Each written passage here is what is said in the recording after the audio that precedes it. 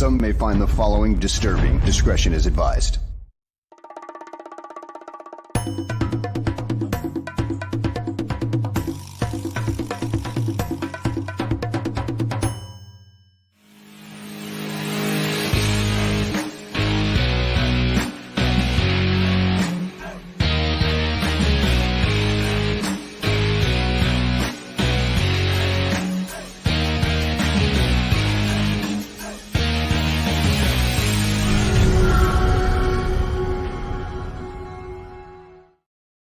Welcome, everyone, to a fresh edition of GTF Gabriel Talks Football. My name is Aldo Gandia.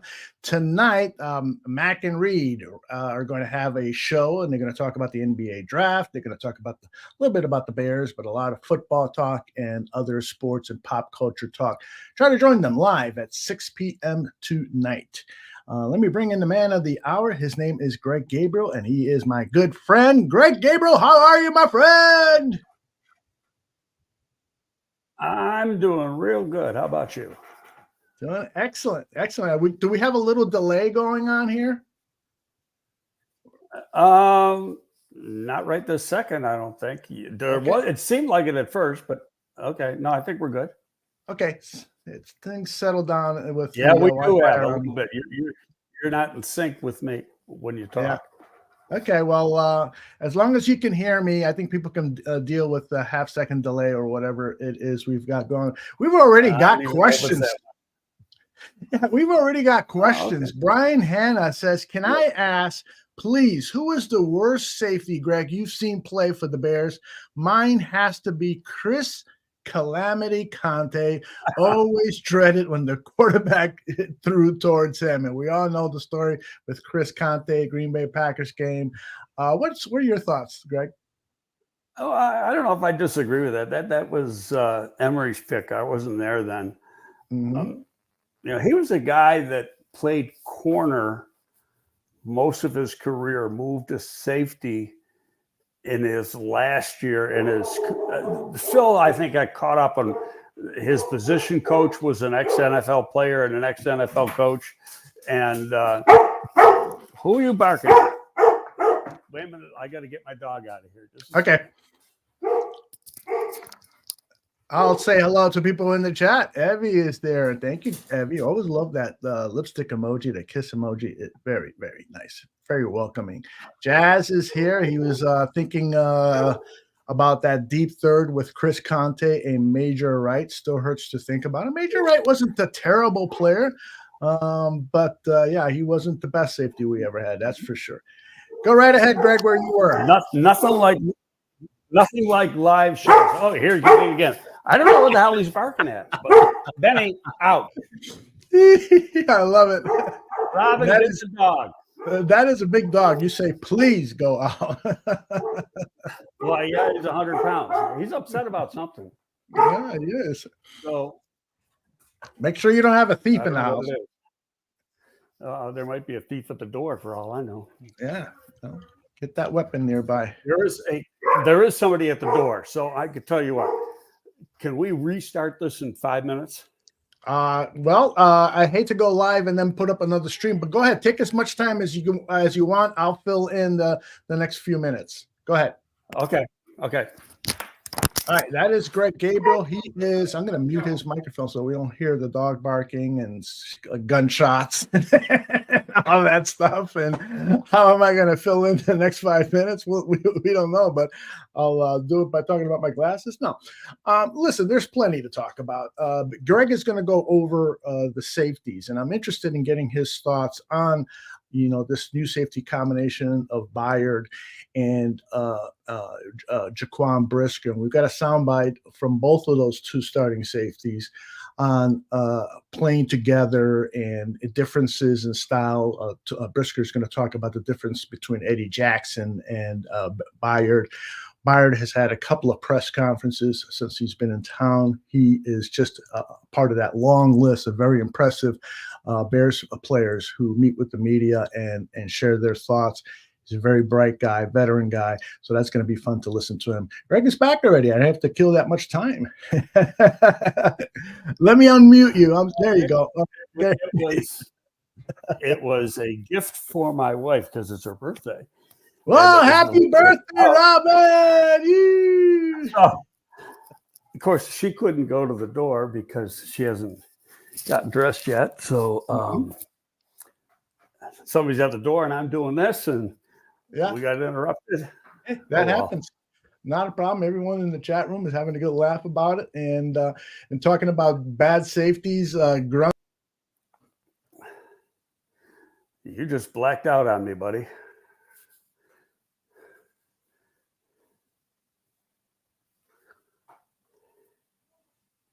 There, I disappeared for a while. How about We're having a great show. Gremlins out today. Somebody was in the chat was talking about Adam Archuleta. Do you remember Adam Archuleta? Yes, he was there when I was there, and there's a little story behind that. He was a safety in St. Louis when Lovey was the D coordinator. Mm-hmm. And so he knew the scheme. And I don't remember how good a player he was. I remember at one time he was a really good player. I don't remember how good he was with us or how bad.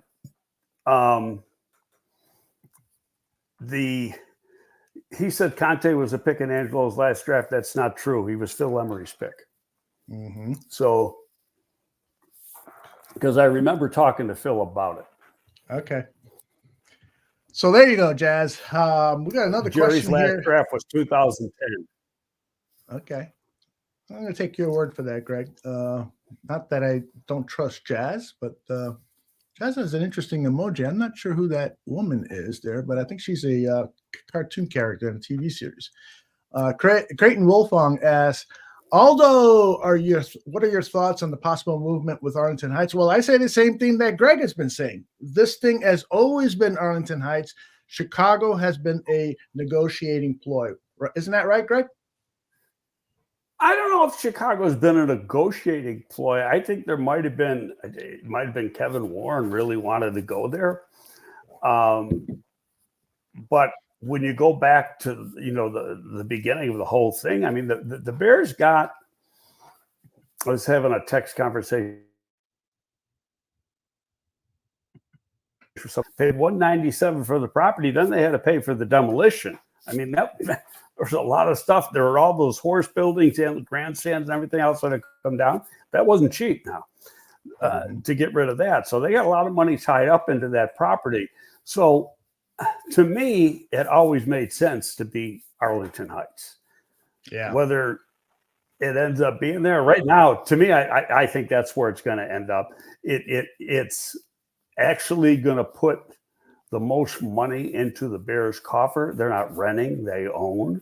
Mm-hmm. And that means they can control everything that goes into the stadium and make money on everything that goes into the stadium. I mean, that's a win. That is going to take the value of that franchise and just put it in the stratosphere. I don't know if it'll ever be like what the Cowboys is, but it's going to be put in that type of situation where their value is just going to skyrocket, especially if they do a good job building up the surrounding area, because they're not going to use all, 327 acres or something. All 327 acres isn't going to be used by them. Right. Well, here's why I think Chicago is always a negotiating ploy, is because Kevin has stated that he wants shovels in the ground this year. That's just not going to happen in Chicago. There's absolutely no way, with the Friends of the Park and other environmental agencies getting involved and the state and city, dragging their feet and so forth. It's just not going to happen. So if he was serious about starting construction this season, the only way that can happen is in Arlington Heights, for a property that they've paid almost $200 million for. You probably have to guess that it's over $200 million that they've paid, not only for the property, for the demolition of what was there, and a bunch of other fees that they've paid. This thing, to me, Chicago was always a good backup. Maybe a ploy isn't the right word, but Arlington Heights really, really was number one on their list from the get-go, despite all what Kevin Warren has said about it. I live in the city. I love the city. The skyline is so beautiful. Yeah, $200 million, pal. That's what we're talking about. No, I get it. And, you know, Big Carm from CHGO football had a tweet out the other day, which I'm sure you saw. Yes, that you know they seem to be getting a little closer on the tax situation, which there shouldn't be an issue with anyway. I mean, we talked about this a long time ago. What the school districts are trying to gouge the bears for money when they don't realize the amount of money that's going to come in from the other buildings that are on that property once they get built that are going to be paying property tax. I mean, don't just hit them. You got a whole network of buildings that are going to be there. There's going to be hotels, shops, all sorts of stuff. Mm-hmm. Yeah, indeed. I think that Arlington Heights has been short-sighted. They're probably thinking, well, they're our only choice, and so we'll play hardball. Oh, we're not the only choice now, so now we've got to start giving a little bit. Victor says, why didn't the McCaskies spin off as an Arlington Properties company, take it public, and use IPO money to bridge construction costs? That sounds good to me, Victor. Maybe they should hire you. I don't understand any of that stuff. Maybe they are going to do something like that. Who knows? Mm-hmm. Yeah, true. They're not going to tell us everything. Yeah, I like Kevin Warren saying is, I love the cranes in the sky. He counts the cranes. When he's in every city, he counts the cranes in the sky. All right, let's talk a little football here. I teased the audience while you were away tending to the dog about the safeties. We're going to really focus on safeties. So the people in the chat, if you got questions about the safeties, fire away. But we will, of course, answer all of your questions or try to get to them by the end of the show. Greg, when I mentioned the safety last week, you said, correct me if I'm wrong, that this defensive back group could be one of the best in the league. Was it defensive backs that you said, or did you just limit it to corners? Okay. To the corners. I think the safety group, the starters, are pretty darn good. Okay. When you look at Kevin Byam, he's been a Pro Bowl type player. Jaquan Brisker's getting into his third year. Jaquan Brisker, is a big-time hitter, good tackler, good run support player. Been a little bit inconsistent in coverage, but now it's his third year. He should get better. We want to see his interception total grow. He only had one interception last year. The one thing, to me, there's not a drop-off going from Eddie Jackson to Kevin Byard. It's a huge improvement to the position. Number one, Kevin is a lot more physical, so he can play the run a lot better than Eddie ever thought about it. And on top of that, he's got better ball skills. As good as ball skills as Eddie Jackson had, Byard's are a lot better. Just look at the numbers. I think Eddie's got 16 or 17 career interceptions, and Kevin's got 10 more in the same time.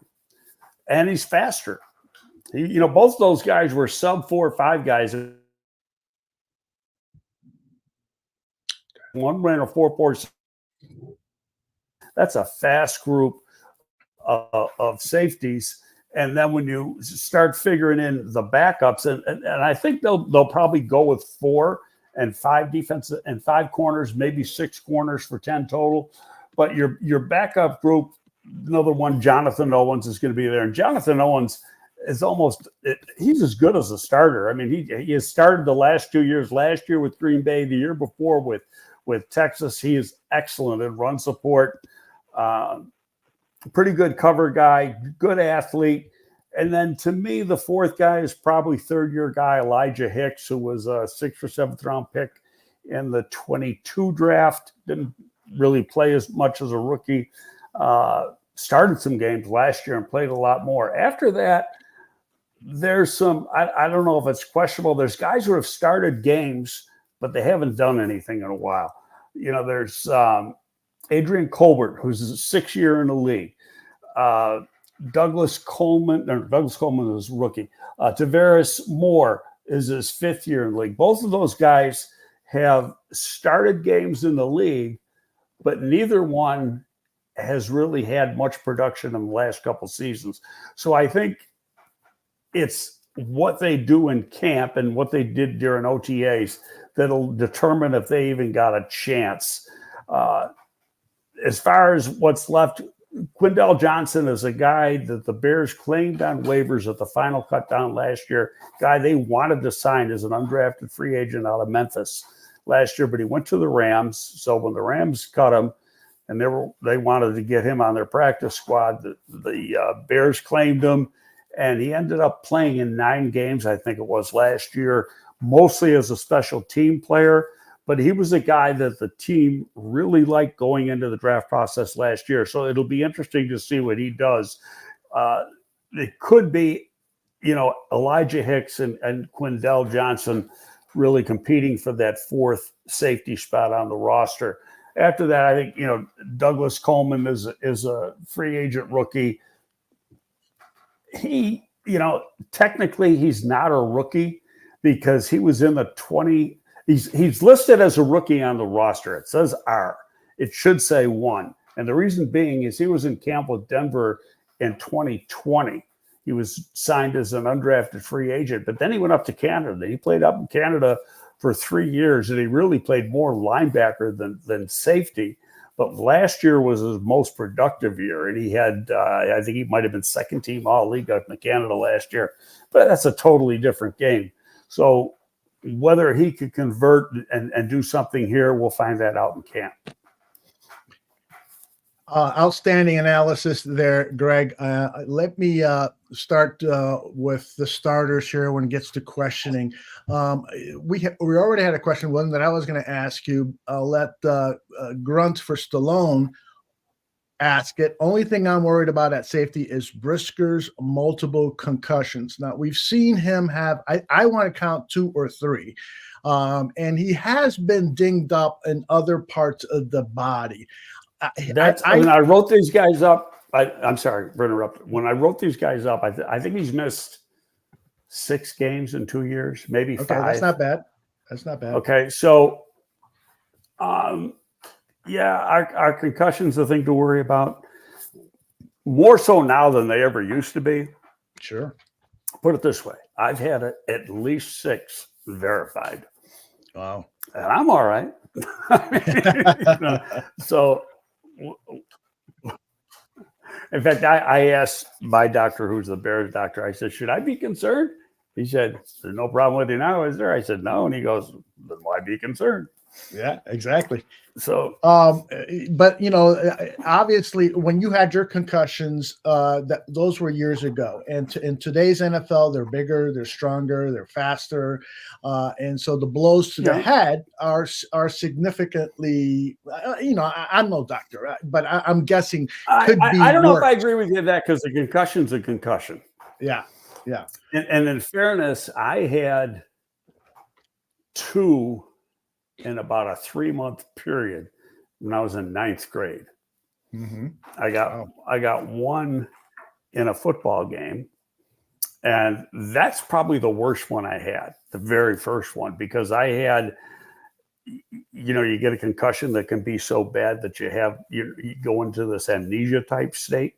Yeah. And you can't remember from 1 second to the next. And I got some crazy stories what happened to me that day at the game. But the next one then, it's kind of funny because after I took a shower and I was changing, and it felt like, when we were kids, you used to take a book and crack it on somebody's head. Sure. Well, that's what it felt like happened. What actually happened, because my original high school was in an older building.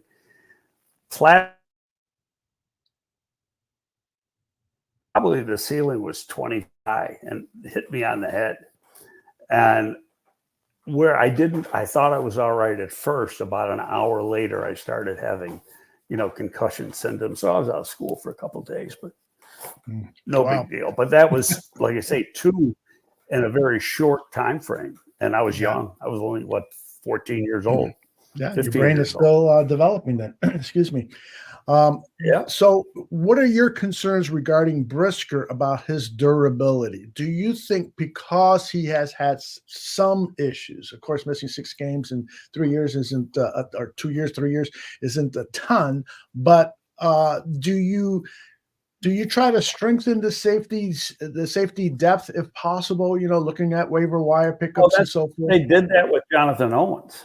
Yeah. And I think that might have been because he's more of a, well, I was going to say more of a strong safety, but that's what Brisker is. But this year, don't forget, we've changed how the safeties are lined up. Mm-hmm. And that, it used to be strong and free, and now it's left and right. Right. And that can be very advantageous to the defense, especially in coverage, because when the quarterback comes to the line of scrimmage, he doesn't necessarily know who's playing strong, who's playing free on that particular play because they play left and right. We did that in New York in the Parcells years, and it worked. I remember it working really well. Could I give you all the ins and outs on? No, because I was, that was in the mid '80s, but it did work very well for us. I know there's other teams that do it. I wonder, they never explained why. I wonder what came about as to why they're making that change. Mm-hmm. Mm-hmm. And I wonder if Eric Washington had something to do with that coming in as a defensive coordinator this year. Be an interesting question to find out at a press conference, but whether you get a decent answer, who knows? Yeah, well, the question has been asked. This is Kevin Byard. First was asked about Brisker's versatility, and then he got into that left-right position alignment. This is Kevin Byard. The soundbite is 1:20. Yeah, just his versatility. I think that's one thing I like about playing with him because I know a little bit of last year was kind of like, Bojack was kind of in the back or whatever. He was kind of in the box. I don't want to see that this year, at least for us early on, just kind of working. Hey, let's be versatile. I don't want teams to get a beat on, hey, you're in the box or I'm deep or anything like that. Let's both do the same things so teams can't really get a beat on, what the coverage is. So and he's been really good with that. He's vocal like I am about wanting the details of different coverages with the coaches and stuff like that. So he's very coachable. Like I say, he's fun to play with, and all the guys in the secondary is like that. So that's what you want. And like I said, the confidence that he has going to year 3 reminds me of myself. Is that something that the coaching staff is stressing upon you guys about, like, not having like more defined roles, but is that something when you came in here, they're like, we want you playing both? No, I think it's just, that's what the league is now. You want guys to be versatile. And like I said, I think it's a lot for quarterbacks and things like that. Like as you watch film, teams are looking for any type of keys or clues to tell what type of defense these guys are going to run. Hey, when we see this guy line up here, this is the coverage. So we don't want to be able to give that away. We want to be able to be versatile and try to make it hard for offenses.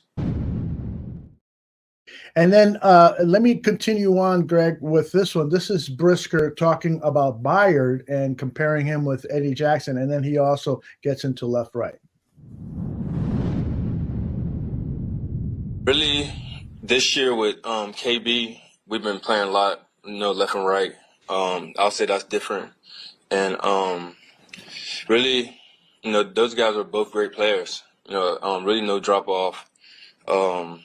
But that's really the difference. They're playing left and right, and then KB has a lot of football IQ, a lot of veteran football IQ that he has brought to the team, a lot of leadership. He's very vocal and things like that. So it's been good. Did he have some influence in that, playing left and right? Because when he talked to us first, he kind of said he doesn't like the idea that you have to be in one spot, strong safety or free safety, and that you guys can, play positionless safety. Yeah, for sure. Us both, we've been playing, free and strong safety, all of our careers. Even when I was in college, high school, I always been moving around.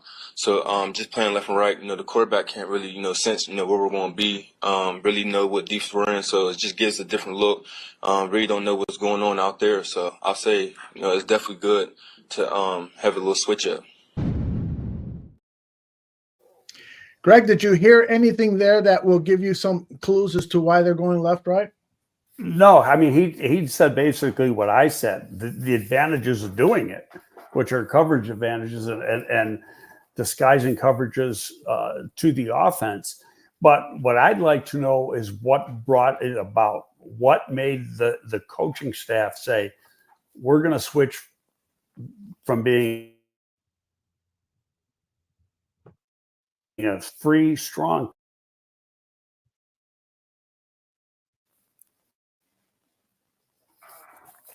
Greg, My unfortunately, last statement come out there. last thing I heard was free safety, strong safety. So you didn't get your last statement then. Yeah, I don't know if the coaches have never stressed as to why, and I think they got to be the person that's going to answer why that they made the switch. I don't know if the players know. I mean, they just know that that's what they're doing. Yeah, there has been a trend since froze again. Can you hear me? Yeah. There has been a trend since the Vic Fangio era here with Chicago, playing a lot of these kind of umbrella safety systems, making sure that receivers don't get behind the safeties. That's going to continue with this Bears team, correct? Oh yeah, I mean that they're the last line of defense. Got to have coverage skills. Now you can do things with your corners. You can always play with two safeties, but you can, you're playing mostly nickel right off the bat, and then which means Gordon is playing as the nickel back. Then you can go to four corners and two safeties, which means one of the two linebackers has to come out of the game then. And then you're only playing with one linebacker, four defensive linemen, basically a dime coverage. But your safeties, it's always been my opinion in evaluating safeties that instincts are very, very important. Okay, if you're trying to play with a non-instinctive safety, you're in big trouble. And what I might have said this on another show, but how I like to differentiate or explaining it is you're either an anticipator or a reactor. And an instinctive player is an anticipator, where a non-instinctive player is a reactor. And when you react, you have to see it, and then you react. Then you can be a step late getting to the play. Mm-hmm. And one thing, going back to when I worked with this defense when Lovey was there, I mean, the whole defense, the premises of the whole defense is to be strong up the middle. And that's why, you look at the will linebacker, the three technique, and then the safeties. We had Mike Brown, and then we finally got Danielle Manning, but, we're always trying to find somebody trying to pair with Mike Brown, because Mike Brown was a great, great player. And it was just, imperative to us that you're strong right through the middle. And that's obviously both linebackers and both defensive tackles and both safeties. We all, all of us who have grown up following the game of football have always learned that the defense starts with the pass rush. Pressure the quarterback, and all of a sudden you're going to get plays in the secondary. Do you think that because the ball is coming out so quickly now that we could be seeing a transition where the defensive backfield is going to have to be a little bit better and help the pass rush by guarding receivers and covering receivers closely, that giving the pass rush an extra second or so to get to the quarterback? Well, I can answer that this way, and this really has been going on for a while. Look at the money good corners get in free agency. Mm-hmm. Look at the money top safeties are getting in free agency, or when they get a restructured contract. That tells you the importance. So safeties still aren't making corner money, but the good safeties make real, real good money. The corners are, they're not with the receivers yet, but they're close. Yeah, I've always been surprised during free agency that the safeties are almost the neglected position. They are among the last players signed. There's usually a glut of safeties available in free agency. And I don't know, I don't want to use the word disrespect, that teams disrespect the safety position, but there's either a lot of them or it's kind of the last hole you choose to plug. It's not a for whatever reason, it's not a high profile draft position.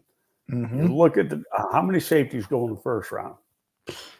Not a lot. Rarely. You might have, but seldom are you going to get more than that. But now you get into day 2, you start seeing more coming off the board. And that's just the way, they're looked at from value of position. A corner has more value because of his man-to-man coverage ability, where the safety has got to be instinctive, and you can get away. The kid Hamilton from Notre Dame, who went in the first round, he's a mid-first round pick to the Ravens and has played really good in his first couple of years in the league. He wasn't a fast guy. He ran like a 4.68 at the combine, and then he re-ran at the pro day at Notre Dame, and he was about the same speed. But he plays a lot faster than that. You would have thought when you looked at his Notre Dame tape that he'd be a guy that would run in the mid 4.5s, maybe even the low 4.5s. And then when he ran slow, people were like, "What the hell?" But it turns out it's his instincts. His instincts are so good that he plays a lot faster. And Eddie Jackson was the same way. Eddie Jackson had great instincts, just he wasn't real physical. And that's why early in his career, he had all those interceptions. He was a mid 4.5 to low 4.5 guy time speed, but played a lot faster because of his top instincts. Yeah, you talked briefly about Jonathan Owens, who was acquired as a free agent from the Green Bay Packers. I think previously he was with the Houston Texans. He's Right. 28 years old. His biggest contribution with the Packers, although he did make plays in the defensive backfield, was special teams. So he's going to provide dividends for the Bears as a special teams player and filling in and playing on some special defensive formations. What other than him being married to Olympic gold medal champion, what's her name again? Oh gosh, how can Simone I forget her? Biles. Simone Biles, the absolute best Simone in that Biles. business. What else can you tell us about him? He seems like a really nice, personable guy. Yeah, it's really funny because I was thinking about the other day that the Olympics start after camp starts. I wonder if he takes off from camp to go to the Olympics to see his wife compete. I don't think that's going to happen.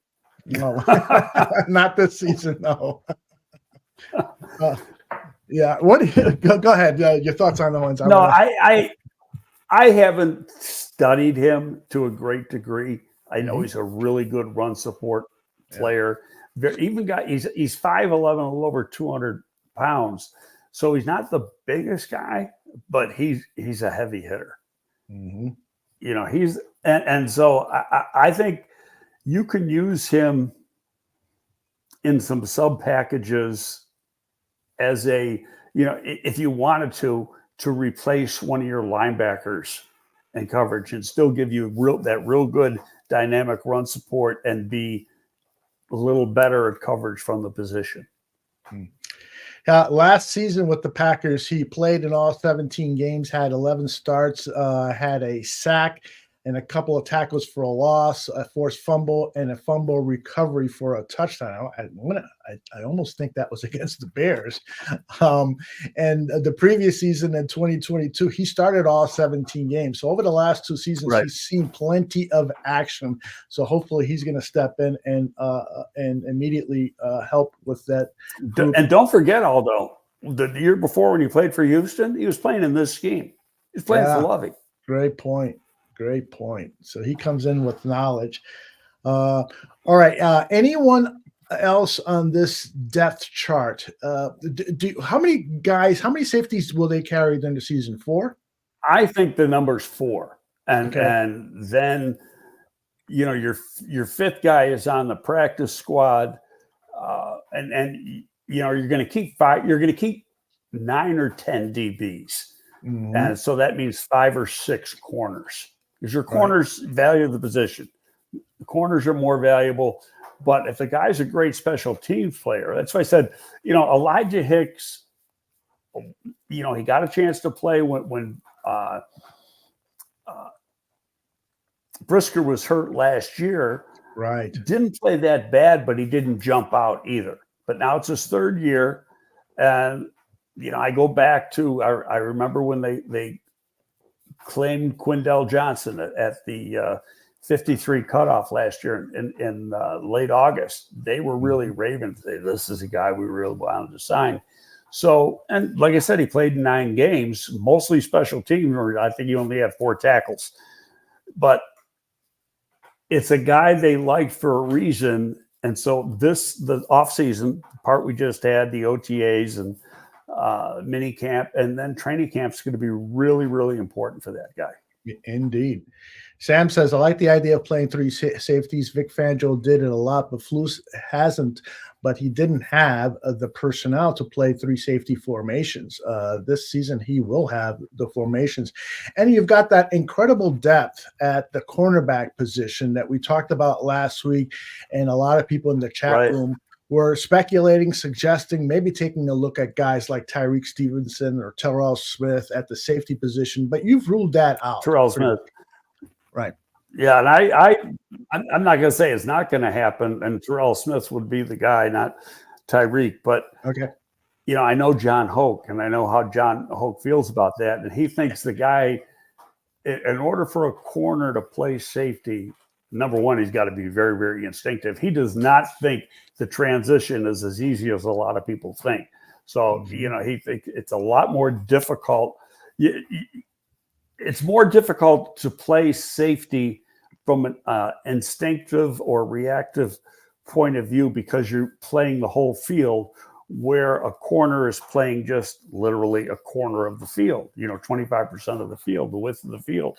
So safety's got to see the whole field. He's got to react real quickly. And so really it's about what's going on upstairs with the safeties. And the other thing is that, right now in the league, you're seeing a lot of either 2 tight end, 2 wide receiver offenses where the move tight end is like a big wide receiver. Sometimes you're seeing no tight end and 4 wide receivers. Well, how many safeties? You got to have safeties that are really good in coverage, man-to-man coverage, or they just can't hold up because, you're going to create a miss. The offense is going to look to create a mismatch with the weakest cover guy on the defensive side of the ball. And that's one of the reasons why you got to have more corners, because you might have to play with 4 of them sometimes. Indeed. Sam Rush has looked at some of Quindell Johnson's play in college at Memphis and says that he was a dog who could play high and low at Memphis. Last year was Johnson's first year in the NFL. I want to say at least the first year with the Chicago Bears. No, it was the first year. He was an undrafted free agent last year. That's right. Yes, you said that. He played in 9 games. He did have an interception against I don't think Patrick Mahomes was in the game when he got that interception against the Chiefs. But he has seen some action, and so perhaps he could be a guy who is going to progress. You bring in all these first and second year players. You have an idea of where their ceiling is, but a lot of them could surprise you, right? And all of a sudden, just have you seen that in your career, where a guy who's played a year in the NFL? Oh yeah, I mean, guys take off. And with Johnson, it's his second year. With Hicks, it's his third year. And Hicks's first year, he was mostly a practice squad guy. So you're looking for them to take the jump. In my mind, the battle for the 4th spot is Hicks and Johnson. Now, could it be one of these other guys that have played in the league? It could be one of them, and I forgot which one it was. It might be Tavarius Moore, had a torn Achilles. And, it hasn't been quite the same player after he came back. And I could be wrong. It could be Adrian Colbert, who was the guy who had the torn Achilles. But Both of them have started a number of games in the league, so they've had some production. But of late, meaning going back 22 and 23, neither of them really did anything. Yeah, interesting. Well, one of the things about this defensive back group, the entire group, safeties and cornerbacks, is that a lot of those players have what appears to me to be really good blitzing capabilities. And so that should give Eric Washington and Matt Eberflus some opportunities to get creative with blitzes from different angles with different players. Traditionally, Eberflus is not the kind of guy who likes to blitz, but he started to employ that more and more as the season went on. What is your best guess as to how the blitz is going to play into the Bears defensive scheme in 2024? He brought 5 a lot last year. Mm-hmm. I've never seen him. They might have, but I just don't remember it. I've seen him bring 6 guys. And the 5th guy was sometimes a safety, sometimes a linebacker. And if it was a linebacker, it was Tremaine, because Tremaine's the better pass rusher of the two. Not to say that Edwards can't rush the passer, but Tremaine's better. He's got that length. He's got more speed.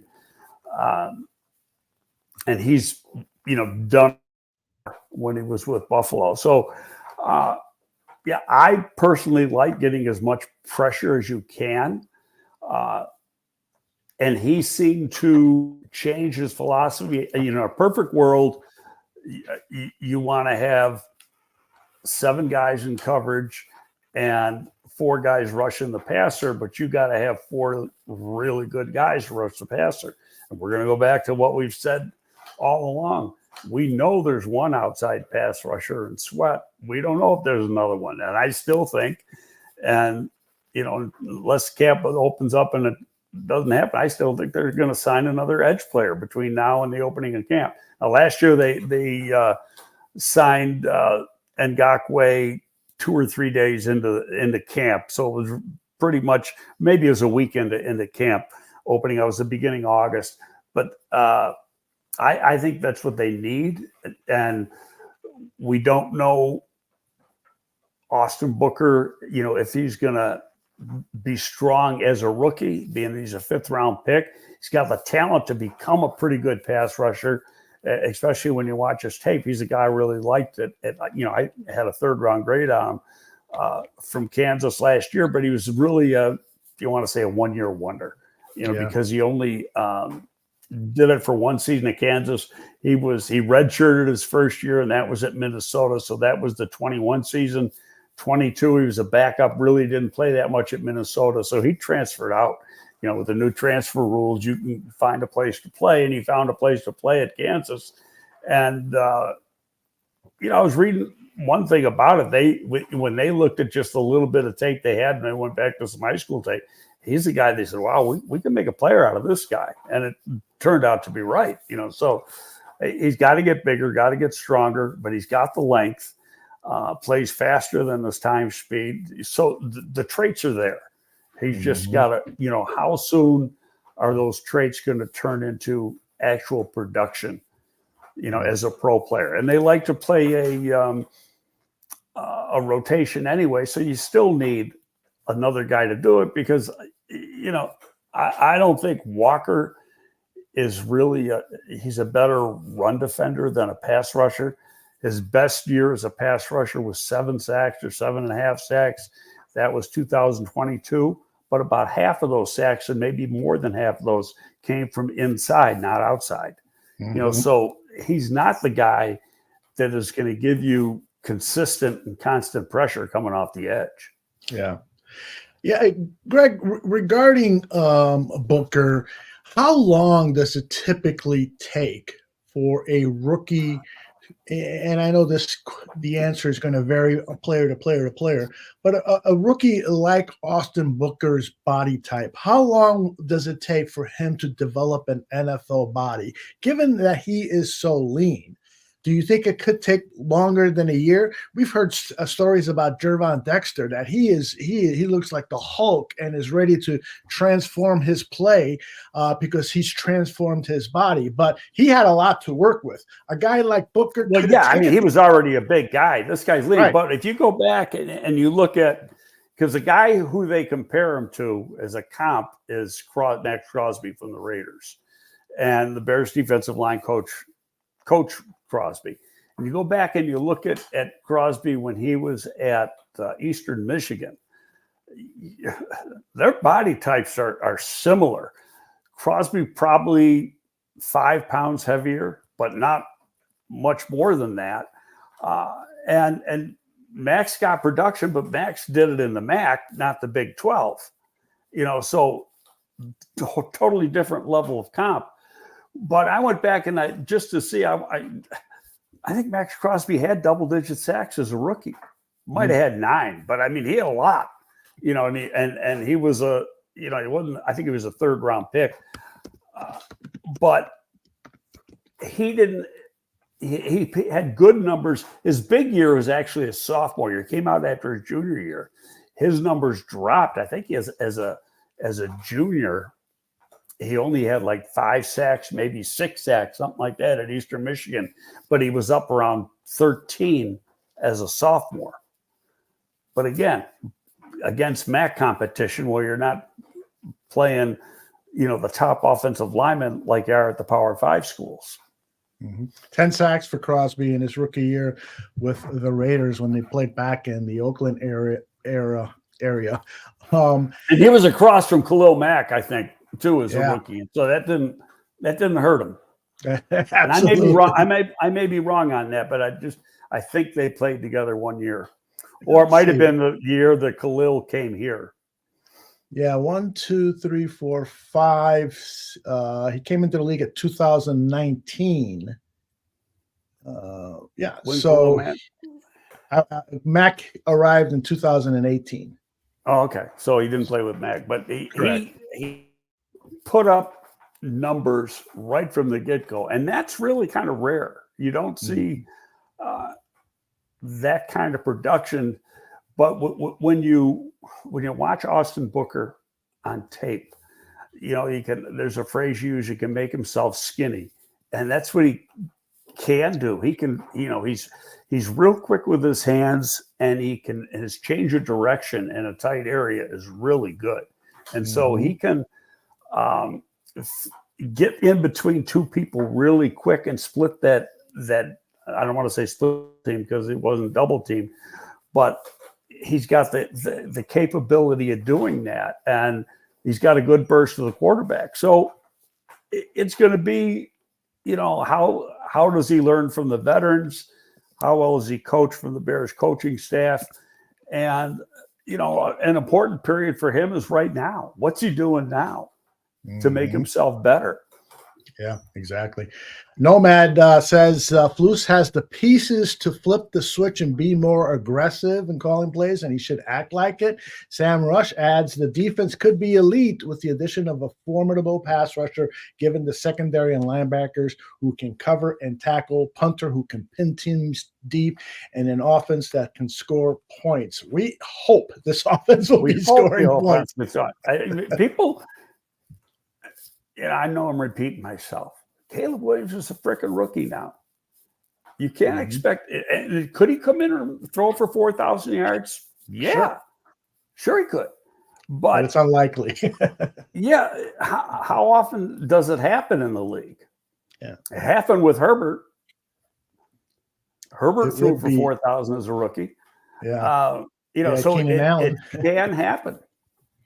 It can happen. There's no doubt about it, but it's never happened here in Chicago with the Chicago Bears, whether it was a rookie or a veteran. So that's and part of that's the weather, and you on home games, you don't know what the hell the weather's going to be like, and what the wind conditions are going to be coming off the lake, and that makes it difficult. Now, when they get to that dome stadium down the street from you, let's just assume that's where it's going to be. Then records will go out the window then, because they'll be throwing the ball all over the place. Indeed. Being indoor. Indeed. You know, one thing I want to bring up too, because there was an article in Pro Football Talk this morning, a little thing that Flus was gushing about Velus Jones as a potential kickoff returner. And then they signed DeAndre Carter, last week. They announced it last week. And Carter was here before, and he's predominantly a return guy. But what's interesting, because I was looking through his numbers, he played for the Chargers 2 years ago. The Bears wide receiver coach was the wide receiver coach of the Chargers then. And he had 46 receptions. So, and then not last year, but the year after that, one other year, rather, he had 22 receptions. So he's had some production as a receiver, predominantly playing inside. He does do kickoffs and punts. To me, and the other thing that kind of jumped out, because I looked at his salary. How about this? They gave him a $75,000 bonus, which doesn't sound like a lot, but they guaranteed $375 of his salary. Oh, wow. Okay. That to me says a lot. Mm-hmm. Yeah, it does indeed. Yeah, that 375 includes the 75 bonus. So actually 300,000 of his salary plus the 75 bonus, but there's $375,000 of guaranteed money he's getting. So, I look at that and I think Dante Pettis might be on the outside looking in, because he was his biggest production was as a punt returner 2 years ago. Last year he got hurt and then was gone. As a receiver, he was like the fifth guy, right. So it wasn't that. So, and he was a decent guy covering kicks. But when you look at the money, with the guaranteed money that DeAndre Carter got, to me, that says they're expecting him to make the roster. Yeah. I think that's a great point for you to bring up. And they've taken a good look at Dante Pettis during these workouts. And so perhaps they want to bring in some competition. That would make a lot of sense. We've got, I wanted to ask you about the defense, play calling and defense. I know this is a difficult question to answer, but if you could share whatever thoughts you might have on it. When you have a rookie quarterback, how might that impact the play calling on defense? That is a difficult question. Obviously, the way it impacts the defense is that you want to keep the offense from scoring as little points as they can. So that way you're not putting pressure. Like last year, take USC last year. He had to score 45 freaking points every week just to be in the game, let alone win. And there's games when he scored over 40 points that they lost at USC. So you don't want that situation. You want a situation where, the Bears can win if they score 21, which means the defense got to give up less than, say, 17 or less, and no more than that in a week. So I think what you're trying to do on defense, that'll play into it, because you're going to want to. I go back to when I was with the Giants for Parcells. You're going to want the offense to use up as much clock as possible. That everybody's thinking we're going to have these huge passing numbers, and they may. But I would think they're going to try to run the ball too, and because they want to use up clock. The other team can't score if they don't got the ball, right? Unless they score on a turnover. You muted yourself. Sure did. I sure did. Caleb has the escapability to pick up yards with his legs, but he's not Justin Fields, where you can program, a dozen plays for him to run every game. Am I safe in saying that?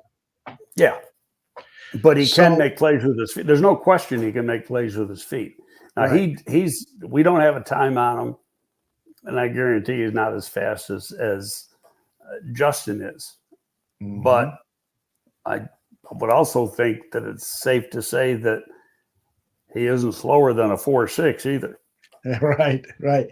So Yeah, my I mean, point. you watch his tape, and I think I saw one time where he got really caught from behind.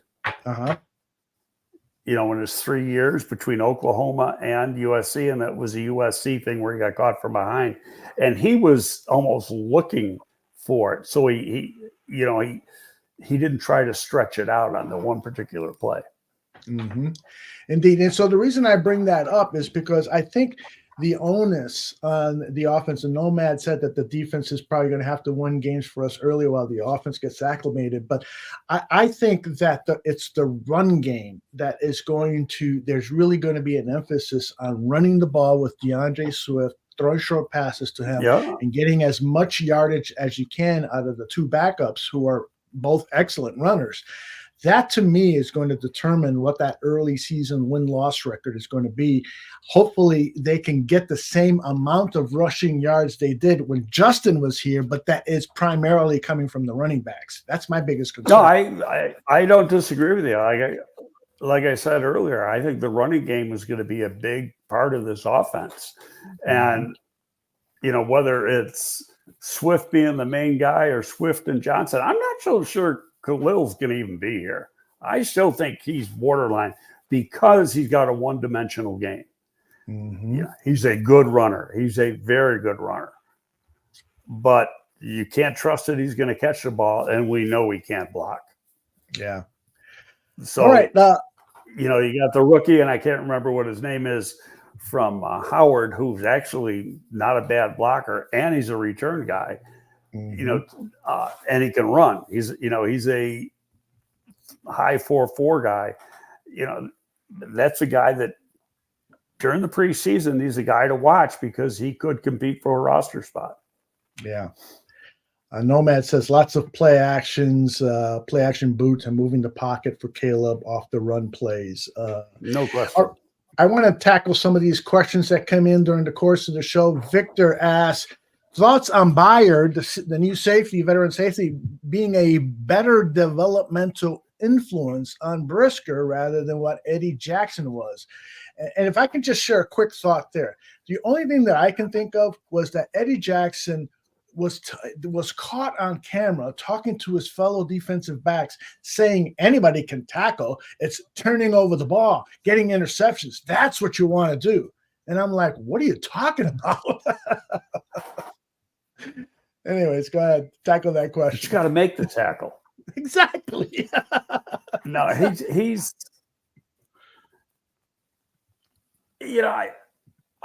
I don't know what influence. I mean, obviously, just for listening to those little clips that you played,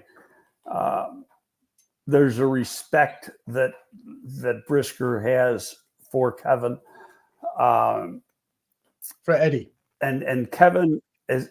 He had a lot of respect for Eddie. I mean, there's no question. The difference is Bayard has the ball skills, and they might even be better than Eddie. I mean, the numbers say they're better, 27 interceptions. Mm-hmm. But he's real physical. And that's the big difference. So right away, you've upgraded the defense because you've got another guy who can be a force against not only the run, but downfield on blowing up receivers. Because yeah. Nomad says Bayard was a blessing. He's so much better than the dollar amount he's being paid. On to our next question. Mr. Englewood is asking about free agent Chandler Jones. Would he be a good signing for the Bears? I'm sorry to hear that. Okay. What do you think about Chandler Jones being a good signing? He just got Chandler Jones as the edge rusher. He just got convicted of something the other day, but he's not going to jail. And he didn't play last year. So I don't think he's in the conversation. Yeah, I see this former Raider defensive end Chandler Jones pleaded no contest on June 17th to a domestic violence charge and will avoid jail time. He will also avoid interest from the Chicago Bears. Yeah, I mean, he didn't play. I don't think he played last year. He might have played last year, but he was, there's nobody that wants him. And when you got that thing, that's not going to help. Yeah. I'm going to throw in a Don Burr question, our resident Detroit Lions troll fan here. He wrote, Ian Cunningham is a better GM than Poles by a mile. Wrong guy is running the show. You want to comment on that, or should I just block him? Okay. No, I mean, first of all, how does Don know that? He doesn't know that. Nobody knows the answer to that. Mm-hmm. Exactly. Nobody knows that. Because the guy who makes the decisions is Poles. Mm-hmm. Yeah. Does he rely on the advice of Ian Cunningham? Absolutely. But how many times has Ian said, do this, and Poles has done that? We don't know the answer to that. Exactly. That's the key here. We get these snippets of information about how Ian has, really helped Poles to be patient with, and not make a drastic move because he's panicking and so forth. But we don't know. You got to have a guy like that. Yeah. Because the GMs can be reactive. Mm-hmm. And so you got to have a guy to sit back and look at the big picture and just reel them in a little bit. Yeah, indeed. I won't post Don's reply because he's just looking for attention. Lions fans have ostracized him, so he's not here with us Bears fans. Let's see. We talked about this last week, but it's a big topic among Bears fans in these dog days of summer. Connor Williams coming to the Chicago Bears. It ain't going to happen. I'm going to scream if I hear that again. And there's people who write it. He is not coming here. Not today, not tomorrow, not the next day, not next week. Mm-hmm. They got their two centers. They're happy with their two centers. They've got a total of $7.5 million tied up between those two players at the center position. Both have been starters in the league. Both have been good starters in the league. Maybe they aren't as good as Connor Williams was before he tore his ACL. And Drew Rosenhaus is his agent, and Drew said, he's drawing a lot of attention. First of all, look at who it came from. And I love Drew. I've known him since he came into the league as an agent a gazillion years ago. That's his job to say that. He's trying to get the phone to ring. Right. If you notice, nobody signed the guy. Nobody signed the guy before, and nobody signed the guy yet. Drew says, we've seen two reports in the last week to 10 days that one came from Schefter, and I think the other came from Fowler. And both Schefter never mentioned Rosenhaus, but Fowler did. And it was when I saw the Schefter thing, I said right away, Drew is trying to get a job for his clients. He's ready to play. Drew doesn't know if he's ready to play. The doctor's got to say he's ready to play. And Connor Williams' doctor can say he's good to go, but the team doctor has to say he's good to go. Mm-hmm. And medical opinions are like scouting opinions. They vary. One team can pass a guy, another team can flunk a guy, and you're looking at the exact same medical condition. Yeah, I worked for about more than half a decade, almost a decade in the TV journalism business. And I know you establish relationships with certain people who give you information, and then in return, you report on something that perhaps doesn't deserve reporting, or you're doing a favor for a guy, and that happens a lot in sports. You've given me great breaking news in the past. Now you're giving me something to help your client. Now I'll let people know. Sure. So that happens a lot, unfortunately. All right. What else we got here in terms of questions? We've got Are the Bears? No, it does. And like I said, when you look at the time of the year and you look at who the agent is, that's the agent trying to get some business going. His job. To actually say that he's ready to play, that's a false statement. Yeah, indeed. Mr. Englewood is wondering, are the Bears risking millions of dollars by not re-signing Tevin Jenkins right now? We saw it happen with Jalen Johnson last year. Jalen Johnson said, I made myself a lot more money by being patient. What do you think?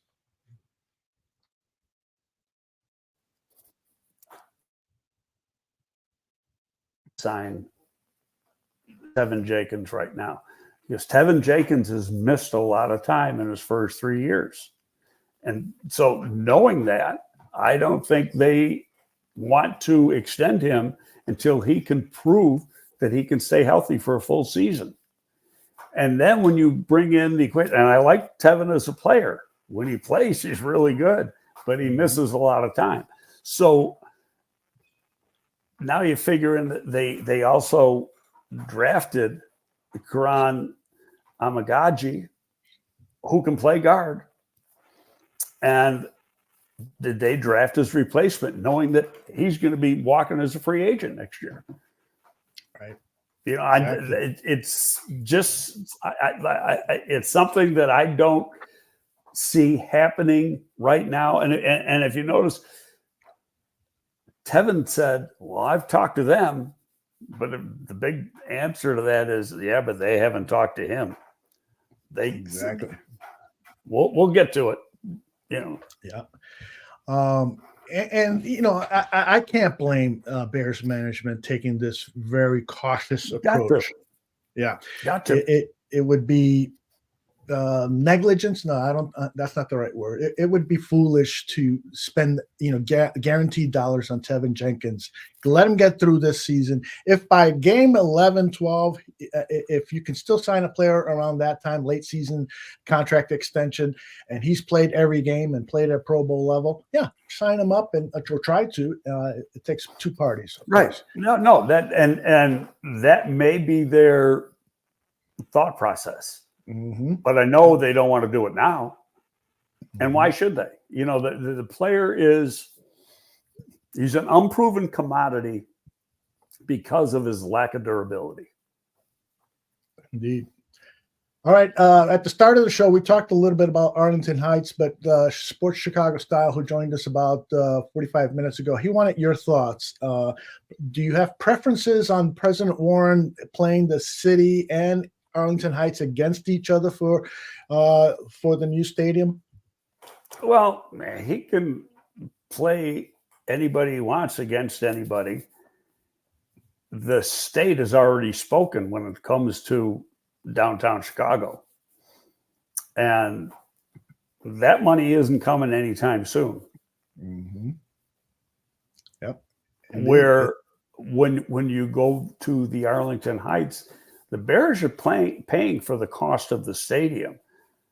They want the municipalities to be part of the upgrades in infrastructure. And to me, that's fair. Yeah, indeed. What's going on in scouting departments throughout the NFL right now? Do they have time off? Are they recharging the batteries, or are they starting to make phone calls? Because spring football, college football is not spring football, but college football training programs have already started up. So are they doing any work? Well, they have practice doesn't start. Practice doesn't start until around the 1st of August. Okay. That the kids are back at school now. They're in their off-season conditioning program, and the kids work out on their own as far as doing, running pass patterns and stuff like that. They aren't dealing with the coaches, so to speak, on anything except for the strength and fitness staff. Right now, and a lot of it, your individual scouts are kind of like on their own on how they want to treat the summer. At some places, they have to do pro work but they have to have it done by camp. So when they get it done is up to them, because they're going to take some time off, and they're going to get 3 or 4 weeks off, probably 4 weeks off. It's the same thing with the front office guys. They need some vacation time too. And this is the time to do it. Now, my guys, when I was here, did not do any pro work. The pro staff did the pro work. The college staff did the college work. Their job during the summer was, and again, on their time, you do it when you want, is to start doing their players, because they were, that area. And what we told them to do is, don't worry about the top guys. If you want to go ahead. But there's going to, they get the combine list. So let's say there's some small school guys. And with those small school guys, because that will determine whether you need to make a school call and go in and see them on the fall. And and we left it up to them. If they thought, hey, this guy isn't worth a damn, I'm not going in there to that smaller school, then that's fine. Now, if he turned out to be a player because he's like a late developer, you can always go back and get it. Mm-hmm. It's easy to go back on one guy, but when you got a big area and your primary producers are the Power 5 schools, and then the next level below that, like the MAC and Conference USA, stuff like that, that's where you got to spend the majority of your time, because that's where the majority of the prospects come from. It's so easy to go back to say a Division II school or Division III school and play catch up. Mm-hmm. The one thing I said is I don't want my guys in the fall to ever have a wasted day. And that was one of my complaints when I worked for the Giants, is that, we had a set schedule. In fact, my first 10 years at the Giants, my boss made our schedule. So, you had Monday going here, Tuesday going here, and you had to sign. A lot of times we didn't have cell phones then. So a lot of times you'd call the school to see if you were there and check up on you. But there's places where you'd go to that, say, smaller school, and you watch 1 or 2 tapes, and it's 9 o'clock in the morning because you're getting there at 7, and you're going, what the hell am I doing here? Now you've wasted a day, and I don't want my scouts. I didn't want my scouts ever having to do that. Go to where you can have a productive day. Nomad had a really good answer to that question. He said the scouts are eating pizza and drinking scotch. I like that. Maybe. When you were in the business and you chose a libation to relax and think about the day and so forth, what was your drink of preference? Then versus now? Yeah. Well, number one, I didn't drink much on the road at all. I used to treat myself like, I was a big Ruth's Chris Steakhouse fan. Oh. So when I'm on the road and I got a game and I'm in a place, because we always had to go to games. Mm-hmm. So Friday night, if there was a Ruth's Chris in town, I'd go. I'd sit at the bar. I'd have one drink, and it was usually like a vodka and something. I was a vodka drinker then. Or I might have a Jack and Coke or something, but mostly vodka. And then I'd have dinner right there at the bar. I'd have a steak and a Caesar salad, and kind of relax on a Friday night. Then, of course, you got the game on Saturday. Now I rarely touch vodka. I'm a bourbon guy when I do drink. Did you ever have a Mad Dog 2020? No. Do you know what it is? No. You don't want to know, trust me. All right, we got a few questions here before we pull the plug on this episode. Jigsaw wants to know, do we expect many changes in the defensive scheme with Eric Washington as the DC? Well, there already is left and right safety. Whether Eric brought that, I don't know. Eric has been in this scheme. He was brought up in this scheme. When he came here, he worked for Marinelli. So, and then he was defensive coordinator, first line coach, and Carolina under Ron Rivera. And Ron was using more, Ron was using some of this and then some of his own stuff. So he's going to have a say, but he's not calling the plays. So, yeah, he's going to be more involved in the game planning, which is important because that really determines how the plays are going to be called. Yeah. It's interesting. We haven't heard much about Phil Snow, who came in last year, and a couple of weeks later, we saw a noticeable difference in the defense, and his job was to scout upcoming opponents. It doesn't look like Snow has returned this season, so I wonder who is going to be doing that job. Is that going to be something that I doubt if Washington would be working at scouting opponents? No, he's not going to be doing that. That's somebody who's just doing film work.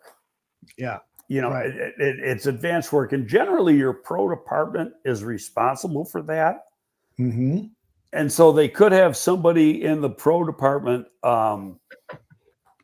that could be taking over that role, or they could go out and hire somebody again. I mean, I don't think that was considered a full-time position. So, more of a consultant-based type thing. So, for all we know, he could be coming back during the season doing the same thing. Could be. Who knows, right? Okay, King Booker World has a great question here, one that I think about often. Greg, as much as everybody is talking about the improvement of the roster, how do you feel about how much Flus will improve? I think we see a different coach this year. Your thoughts? I think that the fair answer on that is to be determined. They obviously got the quarterback they want now. I don't think the roster is totally complete. It never is, but I think, I'm not going to repeat what they need again. We all know what they need.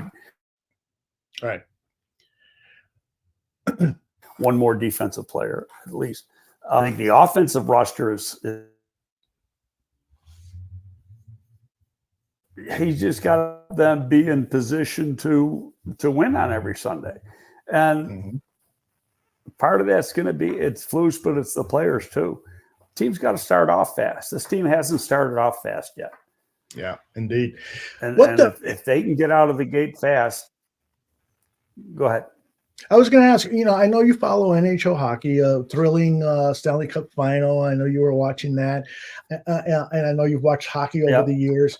You're acquainted, at least acquainted with the NBA game and Major League Baseball. Out of the four major team sports in the United States, which is the most difficult, do you think, to coach or manage? What of those four team sports do you need a really good leader of the clubhouse?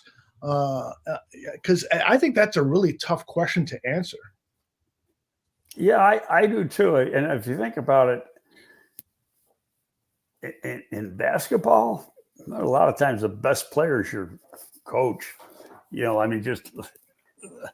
I agree with that. When you got a great player like an MJ or a LeBron James or something like that, because you're going to do what he wants, and you're coaching five different players. But then you look at the job Boston did this year with Joe Marzullo, who's a very young coach. Yeah, he's a genius. Obviously they had great talent, but that team played so well together.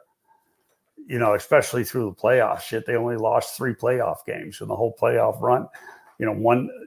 They swept one series and lost one game in each of the other 3 series. Hockey, I think the coach makes a difference. Hockey, though, I mean, you can acquire a player today and he can play tomorrow, where that's not necessarily the case in football. It can be with baseball that you acquire him today and he can play tomorrow, because with football, the intricacies of teamwork, knowing the playbook and everything else, it just makes it so much difficult for a new guy to step in and he can play a few plays, but to have him be a difference maker like the day after, where you can get a baseball player and, if he's an outfielder, stick him in the outfield and he can play right away. Mm-hmm. And the same thing with a basketball player and a hockey player. So I'm going to say, because of what's involved with the teamwork aspect, football probably, when you look at the size of the coaching staff, there's more coaches. Football, the emphasis is more on coaching than football. Yeah, it really is we could talk hours about this and bring up examples. Like, for instance, Right. Tom Brady, right? He wins all these Super Bowls with the New England Patriots. His first year with the Tampa Bay Bucks, they win a Super Bowl. The Bucks win a Super Bowl. It's like, wow, I never would have predicted that. I have so much more respect for Brady now because he was able to accomplish that. So anyway, I don't know. I might have more respect for Belichick. He's got a 26-year-old now.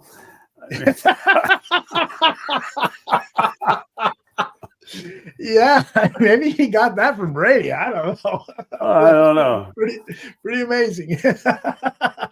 Nomad wants to know, how brutal is that big roster cut down going to be? You know how the rules have changed, and now two weeks or so before the season starts is when you got that big roster cut down. So it's going to be a big one. This is going to be a brutal one for the Bears, right?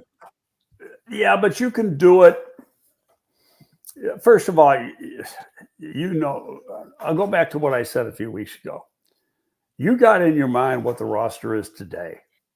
Flus does, Ryan Poles does. Now it's a matter, could that change? Could there be 3-4 changes in that? Absolutely.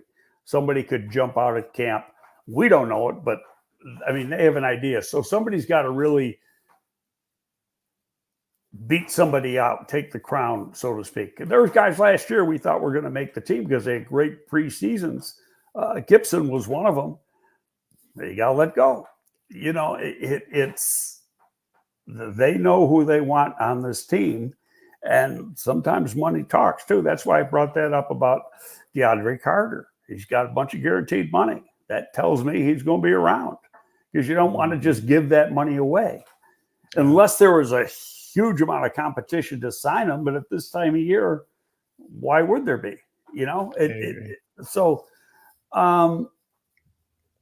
But the cut down thing, I mean, you don't want to cut 30 something guys in one day.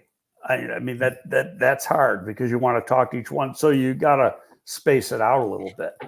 You might cut 10 one day and the next day, and then the rest the following day or something. You got to do that. We did that even when you had a couple cut downs.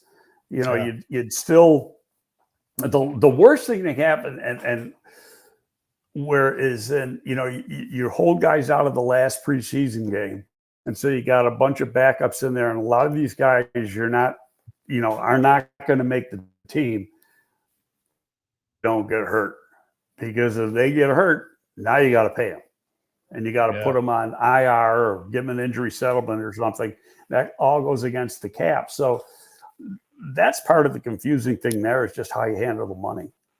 I love this question from AW. He wants to know what the process is for evaluating potential training camp cuts from other teams. We know that there's a pro personnel department there. That's their responsibility to keep an eye on guys that are on the bubble and so forth. Can you tell us a little bit about that process?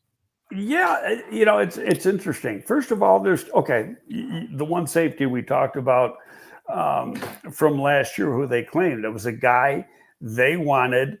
Quindell Johnson is a guy they wanted to sign as a UDFA last year. So they kept track of how he played in preseason with the Rams last year. Then when he got cut, they claimed him, put a claim in. And that's pretty much how it works. we used to have a saying, I want to be the guy to cut him. So if there's a guy you like that you didn't get a chance to draft or sign as a free agent, then you keep close attention to what they're doing in the preseason. And then if they become available, you either try to get them on, if you have to claim them, put them on the 53, that's fine. But now, the practice squad roster is 16 players now. So you recruit for that too. Now, theoretically, you're not supposed to recruit for that because that's tampering, but it happens, and you don't talk to the player, you're talking to the agent. I mean, you're saying, hey, if we got a good opportunity here for Aldo, and if he gets cut, we want him. And nobody's ever said that. So, nobody will. But you know what I mean. Sure. But absolutely. now with veterans, I mean, you're looking at, and again, it's a lot of your pro department, but you know where you need some help, and you're anticipating what different teams' rosters are going to look like. So veteran X, veteran Y, veteran Z player could be on the bubble. So you're going to keep an eye on those guys during the preseason, see if there's any gas left in the tank, especially if he's a veteran guy or whatever, and how they play. So that, because don't forget now with veterans, if they've got 4 accrued seasons, they don't pass through waivers. So you don't have to claim them.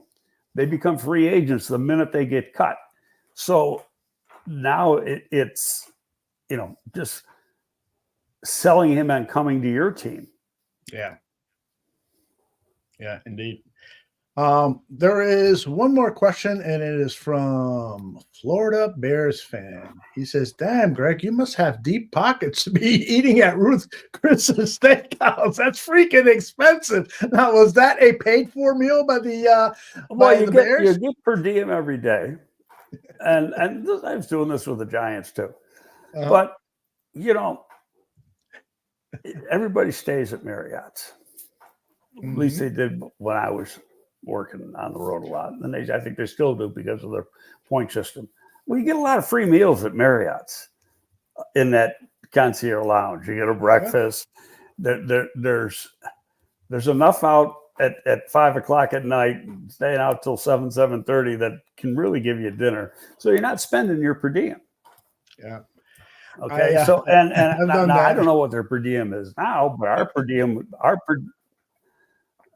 was $48 a day when I was there. So it's probably up now, but you go a couple days when you don't have to spend any money to eat. I can afford a Ruth's Chris, and even if it costs me extra, so what? My tummy. I've done that many times with per diems. You save it up for a nice big dinner. Big steak with a martini. Absolutely. Nomad wants to squeeze one more question in here. Okay.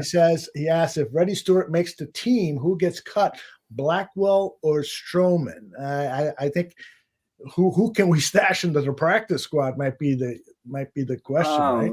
Is Reddy? I mean, first, let's see how Reddy Stewart is in preseason before we even attempt to answer that question. Mm-hmm. And then go, because, you could say Blackwell, you could say Stroman, you could say either one, but Reddy Stewart has got to be ready to jump in and beat those guys out.